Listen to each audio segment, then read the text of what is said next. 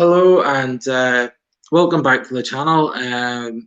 More GAA coverage, and in this episode we're going to be discussing the hurling. There was a lot of hurling action at the weekend. I'm joined again by Conor McKenna, who's going to go over the games with me, and we'll have a talk about some of the key points that happened over the weekend, over the games, and we'll see what obviously if there's anyone wants to comment, wants to ask a question, feel free to do so. We're on Facebook, we're on YouTube, and we're on Twitter. So by all means, get in touch and ask questions, and we'll try and do what we can with it. So welcome to Conor, and we'll start off then. The first big championship final of the weekend was the Leinster Hurling Championship. Kilkenny came through 220 to 24 points against Galway.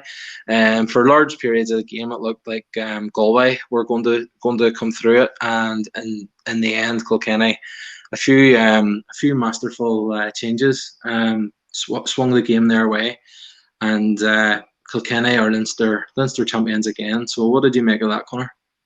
Yeah, Gerry, it was a very, very good game of hurling, I suppose, to start off. I think Galway played very, very well for the most part of the game. I think at halftime, Galway were very, very much the better team, even though it wasn't really reflecting on the scoreboard. I think then in the first quarter of the second half, the third quarter even, shall we say, Galway, their dominance did start to show on the scoreboard. And then I suppose they got the goal. Then Kilkenny, it was Richie Hogan. He showed unbelievable skill to flick up the ball and put it in the back of the net. And it was maybe a mistake from the goalkeeper's behalf, but then TJ Reid comes down and scores a goal, and I was kind of reminded of 2009, the Ireland hurling final, when Kilkenny played Tipp, and Tipp were like that. They were completely in control, and then like that, I think Henry Shefflin scored a penalty, and Martin Comfort came off the bench to score a goal, and Kilkenny ended up winning by 5 points. So it was one of those, I suppose, every stereotype we ever hear about hurling, they never ride off Kilkenny, and they never know when they're beaten and all. And I suppose it all came to the fore. But I suppose Richie Hogan changed the game, but Brian Cody,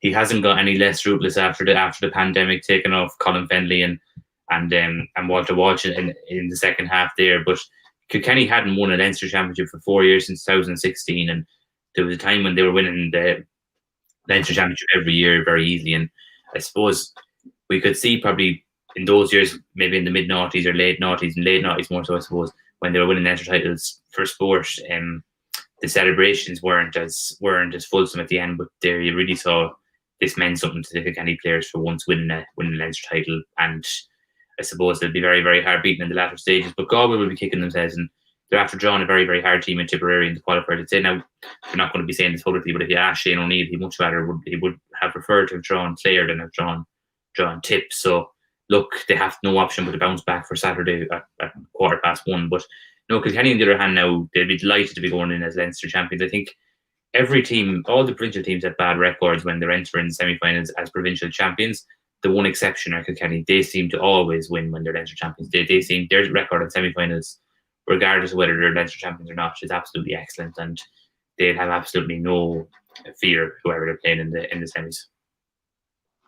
I think it would be interesting to have seen the reaction of some of the Kilkenny team this morning whenever the draw was made, and certainly whenever you're looking at the draw, Galway and Tipperary, it looks like it's a big game, and obviously although we're at the quarter-final stage, it still feels like those two teams, like if they turned up on All Ireland final day, you wouldn't necessarily be surprised. So there's going to be one of those sides is going to go out. So do you think that Kilkenny, do you think their reaction, there will be any sort of reaction? There will be sort of the pleasure of avoiding Tipperary and getting that extra week or two's rest? Yeah, it's hard to know, Gerry. I think Kilkenny would probably be more concerned with who they're playing in the semi-final, I suppose. And I think that if Waterford beat Clare, Kilkenny are definitely playing Waterford. I think Waterford can't play Limerick again in a All-Ireland semi-final. And I think that if Galway beat Tipperary, they're definitely playing Limerick. And I think if Tipperary and Clare win, that's where it gets a bit complicated. I think there might have to be a draw then. That's it, because both of those teams have already played Limerick. So I'm not 100%. I think Kilkenny will be more probably focused on it. I don't think they can do much.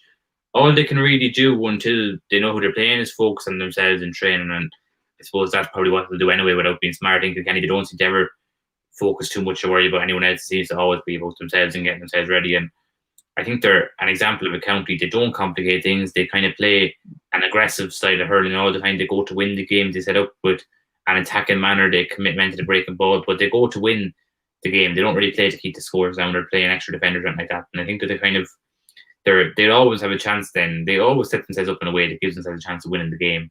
And I think that then that's why they win so many games, especially lately when they might have been favourites. But as they proved against Limerick last year and against Galway here, they can beat anyone on their day, Kilkenny, and they'll be very, very hard beaten in the semi-final. Okay, so obviously Kilkenny got the silverware in Leinster, and another big final then was the Munster Hurling Championship final. Limerick came through 25 points to 21 against Waterford. I've been sort of saying all along through these our discussions that Limerick are very much the team that I look at as the one to beat. For the first time this year, I did sort of look at them and think, Waterford could have, maybe a few wee things went their way. They could have won the game, or do you think just it was more a case of anytime Waterford got close, Limerick stepped it up a gear? I think, Gerry, that moral victories, they should never be a thing probably in sport, but I think Waterford yesterday, it kind of felt like a game where both sides kind of came out very, very happy. Now, that will never be said publicly in Waterford. They'll never be saying that they're happy to lose a game. Obviously, especially when they were very close to winning All-Ireland 3 years ago. But I think the way Waterford were in 2018 and 2019, I suppose more so, they'd be absolutely delighted with the position they're in, with the way the Munster Championship's gone. And like they bet Cork, they hadn't done in the Cork have beaten them in the last in 17, 18 and 19 in the Munster Championship. Like they had beaten Cork in an Ireland semi-final, but they hadn't beaten them in Munster. And then they lost to Limerick by a few points, but Limerick bet them by 20 points last year in Walsh Park, and they bet them by a good bit the year before as well in 2018. So I think Waterford would be absolutely what's probably most. I think Waterford people would always get behind the team, particularly if they're playing a nice open brand of hurling. I think they're really Waterford. It was like watching Waterford back in the old days with Justin McCarthy. They played off the cuff hurling. They worked very hard for each other, and they looked like a very, very good team again, did Waterford. And I think that they'll be happier with the performance yesterday. Now, Limerick probably didn't play as well as they did. There's no doubt Limerick didn't play to their potential yesterday, Gerry. Now, whether Waterford let them play or not, I don't know. But I think Limerick will need to improve an awful lot for a semi-final, or else they could be caught on the hop like they were last year.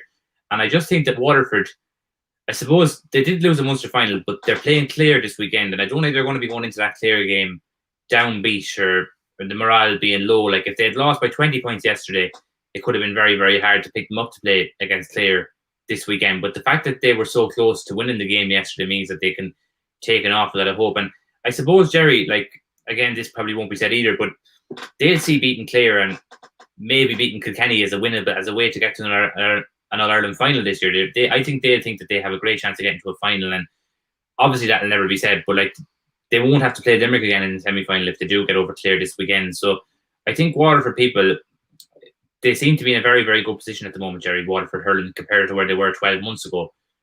Limerick, on the other hand, now, they're after going through Munster, beating Clare, beating Tipp, and beating Waterford, and they're after picking up 2 trophies along the way. Their first day against Clare was doubling up as a league final, and now this was a Munster final yesterday. So they're after claiming 2 trophies, and both of those trophies they won last year. So I think Limerick, they couldn't get out with the old Division 1B for years. They were stuck down in the old 1B, which was essentially Division 2. It was the bottom. It wasn't the top 6 teams. So 6 teams ahead of them in Division 1A. And now, they're definitely not going to complain about winning 2 leagues in a row. And then they didn't win a Munster Championship since 2013. So there's no way they're going to be taking them for granted either in Limerick. So I think Limerick, they'd be delighted to be back in the semi-final. Now, last year, Kilkenny caught them on the hop. They really want to avoid that happening again. But I think that Tipperary or Galway could be very, very tough opponents if it is one of those teams that Limerick play in the semi-final. So Limerick, they got the win, but they're certainly in the semi-final, and the semi-final will be a very, very tough game for John Kerry's side, and it's a round which has caught out the Munster champions an awful lot in recent years. Okay. So obviously, as you mentioned there, Waterford will take on Clare in the next game, and the question has to be, how do you stop Tony Kelly? I don't know that, Gerry. I think that it's probably a $1 million question at the moment. He seems to be the once in a generation hurler is Tony Kelly for Clare, and I'd say he's probably the greatest hurler that Clare have ever produced. Now there'll be a few lads, including his current manager, who might dispute that Brian Lohan might be up there, but I'd Seanie McMahon and James O'Connor and those lads. But I think Tony Kelly is just such an absolutely fantastic hurler. He is he seems to always play well when he goes out to play for Clare. He's such a consistent player as well, and he did so for his club Ballyea a few years ago as well. So I don't know how they're going to stop Tony Kelly, to be honest with you. I think that Wexford at the weekend, they'll be very, very disappointed with their display. I think David McInerney was a massive loss to Clare, and Clare still won the game comfortably. And Wexford has just been a disaster of a year for them, really. But I suppose the hurling is different than the football in the sense that the league and hurling, but it's not really important at all because there's no relegation and teams are kind of in a safety net of Division 1. Now, I suppose if you win the league, it's been a good year. In Wexford, I think they were very annoyed at the decision David Fitz was to crown Limerick as champions without to put them straight into the final, Limerick and Clare. But I suppose that Wexford, look, it's I think Davy has agreed to stay on for next year, so he's confirmed that today that he is going to. I think he was meant to go last year, but he changed his mind and he said he's doing another 2 years, so he's going to keep going for that 5th year now. And I think Wexford, I think that's nearly a positive, Gerry. And I'm going to just say the reason people probably take Davy for granted a small bit as a manager, to be honest. They kind of throw out these terms and he's only this and he only does it for such a while. But I don't think that's necessarily true or fair, because if you look at it in Waterford, he won Waterford a Munster title in 2010, and they haven't won a Munster title since he left, really. And he probably wouldn't be given that much credit in Waterford, considering that he got from the All-Ireland final for the first time in, I think it was 50 years. Was it more than 50 years since when in 2008? Now, I think probably that's not really probably not given enough credit for that. Now, they didn't do well at the final, but that's probably not the point. And I suppose then in Clare, Davy was there and they won the All-Ireland and they won the league title, and they haven't won either of those competitions either since he left either. So, and now he's in Wexford, he's after winning the Leinster title. If he goes from Wexford to win another Leinster title, I just think that Davy is probably a manager who does very, very well with every team he goes to and probably doesn't get enough credit for it. So I think that it's definitely good for Wexford to have him for the 5th year. Okay, and the other tie then, Cork and Tipperary. So Tipp come through this one. It was 218 to 117. We've sort of seen a few different sides to Cork over the championship, and they gave Tipp a good game in patches. It was certainly tight up until I think there was a goal quite late, and that kind of moved Tipperary a wee bit ahead, and they were able then obviously to go on and win by 4 points in the end. So, what did you make of that match? Well, I think, Gerry, that Cork missed a big opportunity to win the game is the first thing I'm going to say, and I think that we've been saying that too much about Cork hurling for the past couple of years. They seem to, I don't know, it was another one of those games where Tipp had played badly. Cork had weathered the storm in the first half, literally, because it was very bad conditions. But Cork had put themselves in a commanding position at halftime when they were 2 points down and playing with a strong wind in the second half. And then they went ahead with the breeze in the second half, and then they just couldn't put the game away. And then Tipp went down and got a goal and won, and Cork were out. And it was another one of those games for Cork where they could have won it, but they just didn't grab the bull by the horns and actually go and win the game, if you get me. They just didn't push on that next level. And it's becoming too much of a team for Cork hurlers, whether it's league or championship, is not being able to grab the bull by the horns and actually get over the line. And I just think that, the Waterford game, they were very poor the first day. They bet Dublin and now they're out of the championship before the quarterfinals, and I just think that they didn't go out. So, to be honest with you, a bit like Wexford, it's been a very bad year for Cork hurling, I think, to be honest, considering what they expect. But I think Kieran Kingston is a very good manager, and I think that Kingston, he's one of those people, Gerry. He's got, anyone who meets him seems to have a lot of respect for Kieran Kingston. He's a very, very nice fella and very, very personable and a very serious operator. So I think it's important that Cork that Kingston stays on. I think he has another year remaining, I know, in his term, but I think it's important for him and the younger players that they stay on now. He stepped away in 2017. I think he was busy at the time or something. But John Myler came in, did a very good job. Don't get me wrong. Myler did an excellent job when he was in Cork for those 2 years in 2018, 2019. But I think for Cork, it's important that Kieran Kingston stays on now long term. I think he's the right man to bring Cork forward, to be honest with you, Gerry. But just going back on Tipp, they're in a great position, Gerry. I think they're very, very much I don't like saying they're dark horses for the All-Ireland because they're reigning All-Ireland champions, but I think they're not given anywhere near enough credit for how good a team they are. Like, they played terrible against Cork in a lot of ways because they hit 18 or 19 wides, and they were still able to go to the well, to dig deep and to get the win and advance to the next round. And that shouldn't be taken for granted. And I don't know, I think they're going into Galway again this weekend. Another very tough game. And I just think that they have every chance to win another All-Ireland, to be honest, Gerry. You know, like, if they're to beat Galway this weekend, play Limerick in a semi-final, like Limerick, with the record the Munster champions having in the semi-final, I'd say Tipp could easily be in another Ireland final. So I think they're definitely serious dark horse at this stage. And I'm really looking forward to that game against Galway this weekend. I think, again, Tipp showed their talent they have in the forward line, getting that late goal, which kind of saw them over the line. And I suppose you could see how animated Liam Sheedy was throughout the match in the line. Like, they really wanted to win that game and to advance, and they did enough. Now, I suppose they're probably not, like, people are probably, like, Cork bet them in 2017 and 2000. No, it was a draw in 2018. Cork and Tipp have been very competitive in recent years. Cork bet them in the league this year. So I don't know why. I think Tipp probably, in a neutral venue, they probably deserve to get a wee bit more credit than they did get for their performance on Saturday. But I suppose, just before we leave it, I suppose it's very much the same old for Cork, of playing well, but just not winning a game. And it's the same for Tipp. Same for Tipp as well, just getting over the line. But going back in Cork now, 2005, 16 years, it's an awful long time without an All-Ireland. Like, it's going to be 16 years next year, and that's very, very much a famine for Cork terms, Gerry. Okay, so into the Joe McDonagh Cup, and Antrim and Kerry, we sort of says that these games are kind of working out almost like semi-finals.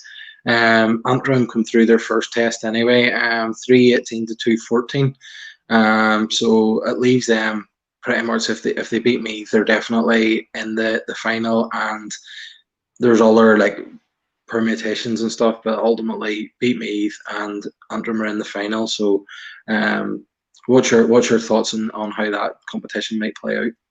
Well, first of all, Gerry, I think even if Antrim don't beat Meath, they still should get to a final. You know, I think they're very, very much. I did have 1 foot and 4 toes in a Joe McDonagh Cup final, shall we say. I think a draw against Meath would definitely secure it. But I suppose, just going back on that, I think Antrim are. Darren Gleeson, the way I just think, I said it to you in the Carlow game, that a loss there or a setback mightn't be the end of the world. You know, that kind of way. It might give them a bit of folk. I think they probably played too well against Westmeath, Gerry, nearly for their own good. Like, they would probably they deserved all the praise they got. But I don't know, it might kind of gone to, I won't say went to their head, but it's no harm to kind of be brought back down to earth then against Carlow, which they kind of were. And they got a point out with Carlow, which is actually a very, very good result for getting a point in Carlow, particularly as they won their 2 matches at home against Westmeath and Kerry.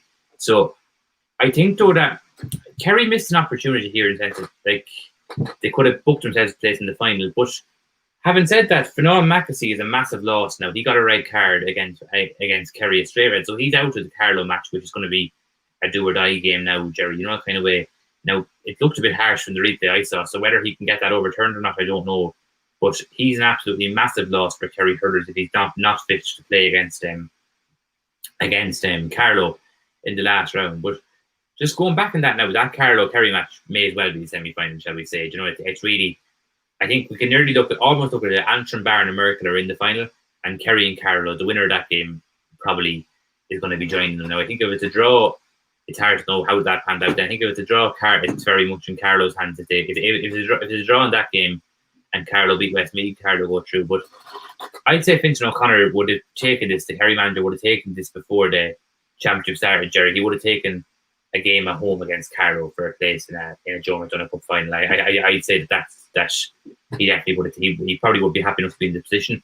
And similarly, I'd say Colin Bonner, the Carlow manager, isn't too disappointed either. And I'd say Darren Gleeson, the way he's come in, he's done a very, very good job. They've been very consistent over the whole year, and he's actually building a nice team in Antrim. And I think when he came in, they had 2 goals. Probably one of them was to get promoted to Division 1, and another one was to get promoted to the Liam McCarthy Cup. And I'd say he was hoping to achieve those targets before he left Antrim, Gerry. You know, that kind of way, whenever he left it. But if you can achieve the 2 of them in 1 year, it'll be a serious year for Antrim hurling. But all in all, Antrim in a very good place. I think they can use the last round against Meath now as preparation for the final. So what I mean with that is to go all out, try and beat Meath, and then they're in a very good position going into the final in Croke Park. Okay, and speaking of finals at Croke Park. This weekend we'll see the Christy Ring finals. And it's maybe not the final that some people would have expected, with Kildare won 3-24 to 1-9 against Roscommon, which probably was maybe expected. But Down were one of the performances of the weekend. The game ended a draw, 220 to 123, and Down came through on penalties to beat Offaly. So how big is that for Down hurling? Oh, it's absolutely massive for Down hurling, Gerry, and I'll get to them in a second, but I want to just give Kildare a good bit of credit first, because they had a great win against Roscommon, and I suppose it's probably not getting as much mentions as they should get, considering that it's probably not the highlight reel in that competition at the weekend. But like a 324 to 1-9 victory is brilliant for Kildare, Gerry. The kind of way to get to a Joe McDonagh Cup final, and I'm just delighted for that Kildare group of players. I tell you why, because I think it was 2014 and 2018, both of those years they won the Christy Ring Cup. And there was a problem with the format. There was something around. They never got promoted either year, so they never got a chance to play in the next level, which was the Liam McCarthy then in 2014. But now it's the Joe McDonagh, and I think that was very, very unfair on both occasions. So I'm delighted for the Kildare lads that now they're finally going to get a chance to play at that next level come next year's championship. But I suppose now moving on to Down, like what a result for Down hurling, and I don't want to spend the whole thing here talking about Offaly, Gerry, because I don't think that's really fair on Down. Like what a result for Down. Like obviously, Ronan G and the manager, they had a huge belief that they could go and win the game against Offaly. And I was probably one of those days for Offaly where I won't say they took them for granted, because I know Michael Fennelly's been in there with Kenny and Ballyhale Shamrocks, and I don't think Kenny have ever taken any team for granted. So I don't think that's very a fair thing to say. But I'd say Offaly, I don't know, I suppose myself included, I would have expected Offaly to have won that game very comfortably, to be honest with you, Gerry, and it wasn't really to be. But I suppose Offaly, Down just kept in the game, and I suppose the more the game went on, the more of a belief they got they could win it. And then as it turned out, they got to the extra time, and an extra time then Down probably looked like they were definitely going to win it. And Offaly managed to claw back a draw, and everything looked to be going wrong for Down when they missed the first two penalties, in the shootout. But they got back and they got the win, and what a result for Ulster hurling, Gerry, for Down to get that win. And it's just going to do them the world of confidence. And I think Down, they're a real traditional hurling county, in the sense that there are real areas in the county that really live and die for the game, like especially around the Irish Peninsula, Portaferry and Ballygagget and Ballycran. So those areas are mad into hurling. But I think Ronan Sheehan has done great work around Newry. He's a great Newry man, and he's kind of developing hurling in those towns. And if you look at then around Breda and those areas, around Belfast, Down seem to be producing the hurlers as well. So Down really seem to have gotten their act together in the hurling at the moment. And I think it's a shame, Gerry, to see Down not doing well for those years. There was a time in the noughties, especially, and maybe the late 90s, when Down and Antrim would have had very good battles most years in the Ulster final. And Antrim kind of seemed to... Antrim didn't really step up too much, but Down seemed to step back an awful lot. They really went back a sight. And I suppose this year now, they're in a Joe McDonagh Cup, and they're in the Division 2A, and they're in the Joe McDonagh Cup next year. So they're there to win. Huge boost of progress for hurling in Down. And just going back in that, Gerry, I think next weekend is the final. Both them and Kildare will really want to win the competition, but whoever loses it shouldn't take away from what has been a brilliant year for both teams. I think Kildare and Joe McDonagh now, the next year, it's important for them that they probably get promoted in the league as well and get up to Division 2A to match it. But no, very, very good result for Down. And I would just say a bit in Offaly, it's very, very likely, Gerry, for them to be stuck in the Christy Ring in Division 2A for another year. I think they went down this year. Last year they got relegated in the league and championship after how many years up? They had 2 targets, and 2 of them were fairly non-negotiable, Gerry. It was to win the league, which was, I'd say the league was more, we might win the league, but the Christy Ring should have been an absolute definite, Gerry, that they should have won that Christy Ring this year, and they didn't win it anyway, so they're stuck down there. And I think the problem in Offaly is it's often said this is the lowest kind of they can go, and they're not going to go any worse now. The only way is up. But I don't know, is that fair to say? Because we thought this year that they were definitely, when they went down to Joe McDonagh, that was being said, and they didn't win a Joe McDonagh, that kind of way. And when they went down to Christy Ring, that was being said. And now, they'll say, well, no, the other teams are gone. They'll definitely win it next year, and they will win it eventually. Definitely, don't get me wrong. But I don't think it's not an ideal position to be in for Offaly by any means. No, and then in the Nicky Record Cup, then with obviously the the two derbies, and over those two games, Mayo beat Phil O'Connor's side, Leitrim 323 to 111. Comfortable victory there for Mayo. And up in the clash between the two Ulster sides, Donegal ended Tyrone's season in both codes now. 325 to 121 for Donegal. So again, another big final coming up this weekend. I think those two are a double header at Croke Park. So Mayo, Donegal. And what did you make of those results, those wins? Well, if you look at it, Gerry, Mayo actually ended the Leitrim season in the football as well. So both of those have done a double over their local rivals. But Mayo was very much as expected. I think Mayo, they were Christy Ring for a long time. They're playing Division 2A this year. I think so. They're probably just playing that higher level of hurling, and Leitrim kind of showed in the end how with the dominance of the results. But Leitrim had a very good year, and they shouldn't take away from that. And I suppose Donegal, then on the other hand, they had a good win over Tyrone. I think Tyrone were well in the game at half time. Donegal pushed on in the second half, and Donegal, I think they only came down last year from the Christy Ring. So it's great for them that they're after going and that they have a good chance even of going straight back up. I'm not 100% sure of the format, how it's going to go in those competitions. Who in the Nicky Record, even how many teams go up and how many go down. But I think Donegal and Mayo this weekend, it's going to be a cracking game of them. It should be that should be a very good game of hurling in Croke Park. That all of them is that Donegal and Mayo. Both like a chance for both of those counties now to win a trophy in Croke Park shouldn't be taken for granted, I suppose, by any means. But just one more thing I will say, I was a bit disappointed that the Download didn't probably get a bit more coverage yesterday on the TV late. And I just think that it's a pity that those competitions are kind of not spoken about at all. And I suppose that whose responsibility is it, Gerry, to ensure that these games are covered? Like, I don't think that it's the national broadcaster or any paper's responsibility. I think it's the GAA themselves. They have the responsibility to ensure that their own games are getting covered. And I just think that the GAA, that if they're not going to get any coverage like this, Gerry, they shouldn't be having these tiered championships, to be honest. Like, because would you agree with that? What would you think on that? Well, even with one thing that to look at, right? So, like, say you're a punter, a GAA fan, and obviously nobody can get into the stadiums at the minute. So you're sitting in your house and you've got your RTE, you've got your BBC, and you're maybe paying whatever, a few quid it is for Sky, and you're sitting, and in Saturday afternoons you've got all these games on. So, like, look at Saturday afternoon, you had Clare and Wexford was on around the same time as these lower tier competitions, and you had Donegal and Armagh football, right? I don't know for definite what it's like in the other counties, but I think there were some of the games were being streamed in different places.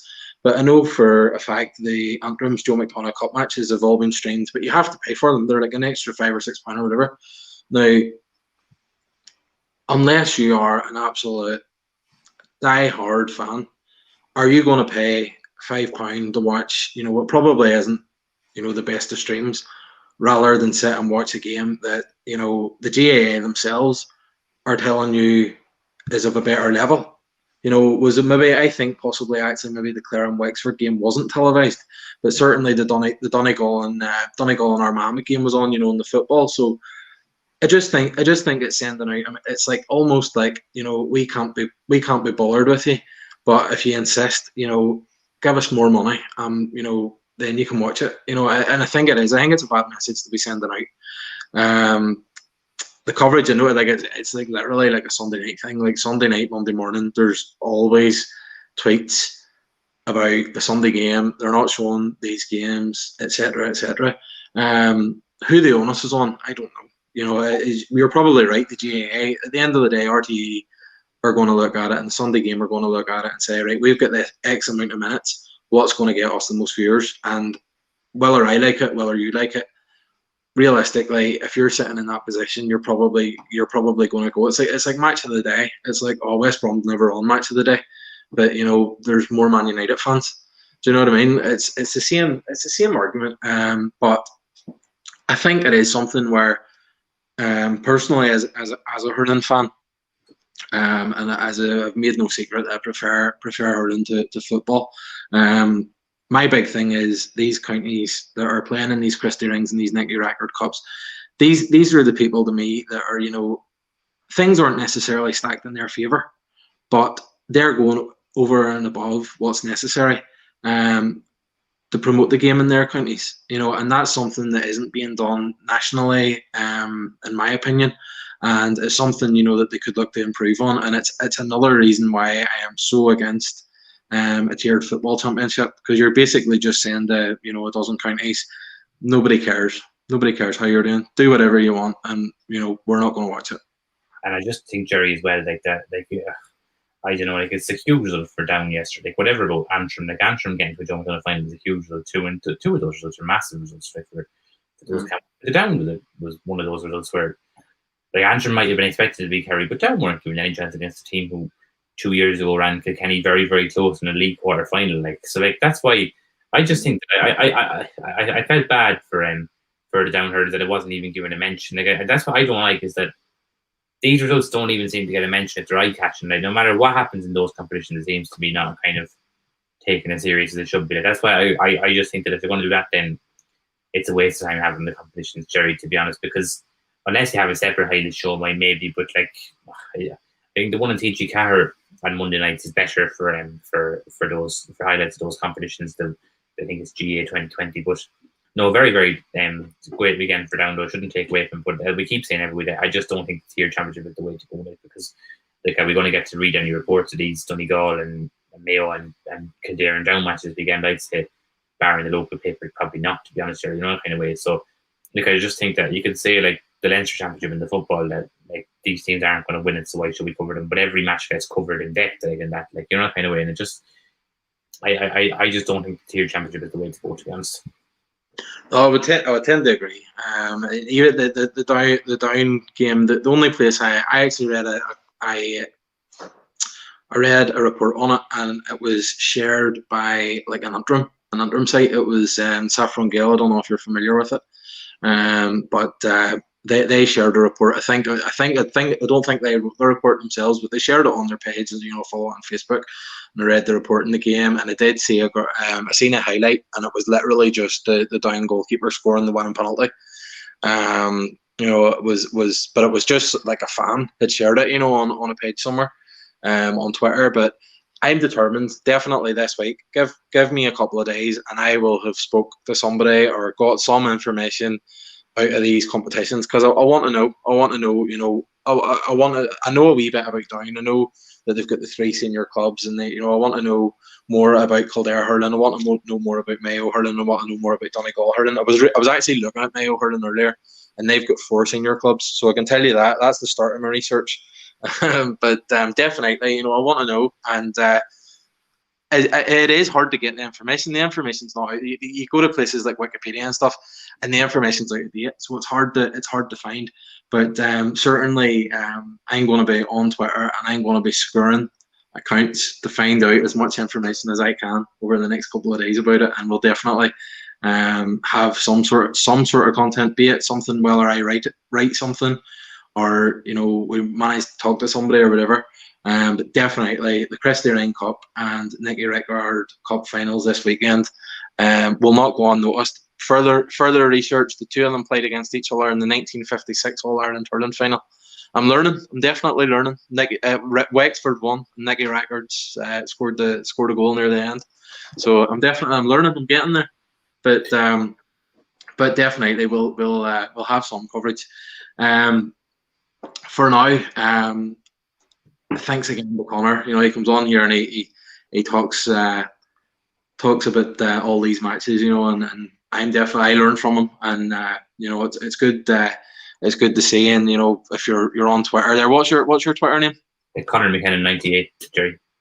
Give him a follow. He's full of knowledge. So definitely give him a follow. And as I say, we'll be back. Shortly. With the football coverage. There wasn't too many games, but we will have a chat about it, and a